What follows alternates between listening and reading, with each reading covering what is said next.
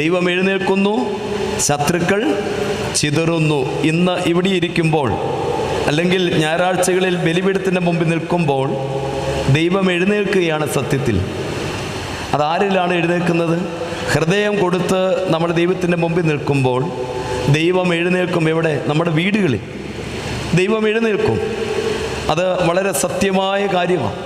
ദൈവം നമ്മുടെ ഭവനങ്ങളിൽ എഴുന്നേൽക്കാനായിട്ട് ഇന്ന് ഇടയായിത്തീരട്ടെ. എനിക്കൊരു വിഷയം ധ്യാനത്തിനായിട്ട് തന്നിട്ടുണ്ട്. വിശുദ്ധ മർക്കോസ് എഴുതിയ സുവിശേഷം 7-ാം അധ്യായത്തിൻ്റെ 34-ാമത്തെ വാക്യമാണ്. എഫാഥ. മർക്കോസ് ലീഹായ്ക്ക് ഒരു പ്രത്യേകതയുണ്ട്. കർത്താവ് പറഞ്ഞിട്ടുള്ള അറാമായ വാക്കുകൾ 3 അങ്ങനെ തന്നെ എഴുതി വെച്ചു.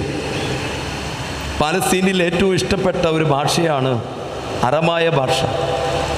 അതിൽ വിശുദ്ധ മർക്കോസിൻ്റെ സുവിശേഷം 5-ാം അധ്യായത്തിൻ്റെ